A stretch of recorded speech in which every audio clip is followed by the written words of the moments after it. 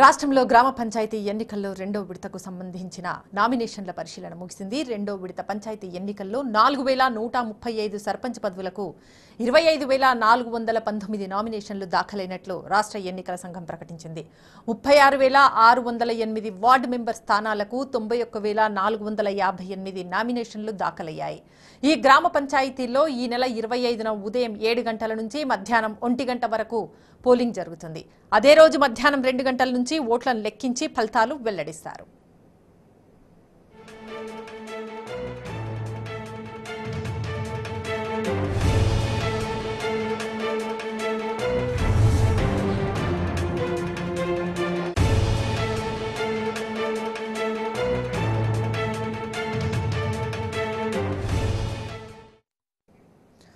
గ్రామ పంచాయతీ ఎన్నికల్లో రెండో విడతకు సంబంధించిన నామినేషన్ల పరిశీలన ముగిసింది. మరింత సమాచారాన్ని మా ప్రతినిధి లివిల్ రెడ్డి అందిస్తారు. చెప్పండి లివిల్ రెడ్డి.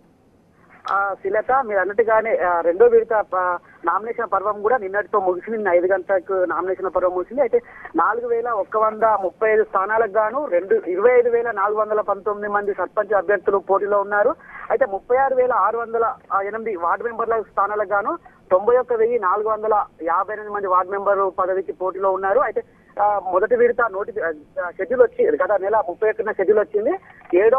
మొన్న 13వ డేట్ నుంచి నిన్నటి వరకు కూడా నామినేషన్ల విడ్రాలు కొనసాగింది. మొదటి విడతకు సంబంధించి మొదటి విడత ఏదైతే 21వ తేదీన ఎన్నికలు ఉన్న నేపథ్యంలో ఇప్పటికే రాష్ట్ర ఎన్నికల సంఘం అన్ని ఏర్పాట్లు పూర్తి చేసింది. మొదటి విడతలో దాదాపు 4000 పైచిలకు గ్రామాలకు గాను ఎన్నికలు నిర్వహిస్తున్నారు. అయితే ఏదైతే తెలంగాణ ప్రభుత్వము, తెలంగాణ రాష్ట్ర టీఆర్ఎస్ ప్రభుత్వము అమలు చేస్తున్న సంక్షేమ పథకాలు కావచ్చు, అనేక కార్యక్రమాలు ఏదైతే చేస్తున్నారో దానికి అనుగుణంగానే స్థానిక ఎమ్మెల్యేలు కూడా ఏకగ్రీవంకు పెద్ద మొత్తంలో ఏకగ్రీవం చేసిన పరిస్థితి కనిపిస్తుంది. అనేక గ్రామాలు ఇప్పటికే ఏకగ్రీవం అయ్యాయి. అయితే ఏదైతే ఏకగ్రీవం అయినాక కూడా కొన్ని గ్రామాలు టీఆర్ఎస్ అభ్యర్థులే పోటీలో ఉన్నారు. టీఆర్ఎస్ అభ్యర్థులకు పెద్ద ఎత్తున ప్రచారం కూడా పర్వం కూడా మొదలైంది. మొదటి విడత ఎన్నికలకు ఇప్పటికీ అనేక గ్రామాలు ఏకగ్రీవం అయినాయి. అయినప్పటికీ కూడా కొంత ఇప్పటికీ రాష్ట్ర ఎన్నికల సంఘం కావాల్సిన ఏర్పాట్లు మొత్తం పూర్తి చేసింది.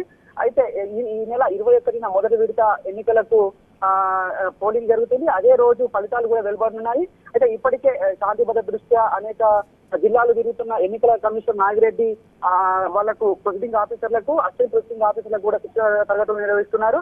అయితే దీనిలో భాగంగానే ఇప్పటికే సిద్దిపేట, జగిత్యాల, సూర్యాపేట అండ్ సిరిసిల్ల జిల్లాలకు సంబంధించి వాళ్లకు విధి విధానాలు ఎలా ఉండాలి, శాంతి భద్రతలు ఎలా నిర్వహించాలి దానిపైన కూడా శిక్షణ తరగతులు నిర్వహించారు.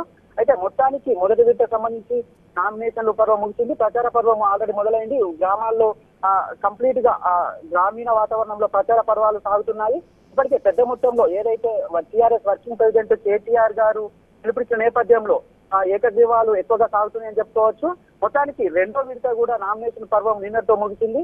ఈ నెల 17 వరకు కూడా నామినేషన్ విత్డ్రా కొనసాగుతుంది. 17న ఎవరైతే విత్డ్రా చేసుకుంటో ఆ తర్వాత దానికి కూడా ఏకగ్రీవం రెండో విడతలో కూడా పెద్ద మొత్తంలో ఏకగ్రీవం చేయడానికి కూడా టీఆర్ఎస్ నాయకులు పెద్ద సమాయత్తం అవుతున్నారు. అయితే ఏదైతే వర్కింగ్ ప్రెసిడెంట్ కేటీఆర్ కావచ్చు, ఇతర నాయకులు ఏకగ్రీవం చేయాల్సిన పరిస్థితి ఉన్న నేపథ్యంలో అనేక గ్రామాలు పెద్ద మొత్తంలో ఏకగ్రీవం అవుతున్న పరిస్థితి మనకు కనిపిస్తుంది. అయితే ఏదేమైనప్పటికీ రాష్ట్ర ప్రభుత్వం ప్రతిష్టాత్మకంగా తీసుకున్న పంచాయతీ ఎన్నికల్లో పెద్ద మొత్తంలో టీఆర్ఎస్ సంబంధించిన అభ్యర్థులే గెలుస్తున్న పరిస్థితి కనిపిస్తుంది. మొదటి విడతలో మొత్తము ఇప్పటికే కొత్తగా తాండాలు గ్రామ పంచాయతీ చేసిన నేపథ్యంలో తాండాలు మొదటిసారిగా గ్రామ పంచాయతీ నేపథ్యంలో తాండాలు ఎక్కువగా ఏకగ్రీవమైన పరిస్థితి కనిపిస్తుంది. అనేక గ్రామాల్లో కూడా టీఆర్ఎస్ అభ్యర్థుల ముందంజలో ఉన్నట్టు మనకు ఇప్పటికే తెలుస్తుంది. అయితే ఏదేమైనప్పటికీ రాష్ట్ర ఎన్నికల సంఘం మాత్రం మొదటి విడత ఎన్నికలు శాంతి భద్రతలు అనేక దృష్టి పెడుతూ పారదర్శకంగా ఎన్నికలు నిర్వహించేందుకు సమాయత్తమైంది. రెండో విడత కూడా వెంటనే ఎలక్షన్లు వస్తున్న నేపథ్యంలో రెండో విడతకు సంబంధించి కూడా ఏర్పాట్లు ఇప్పటికే పూర్తి చేసిన పరిస్థితి కనిపిస్తుంది. రైట్ లివిల్ రెడ్డి, థ్యాంక్ యూ.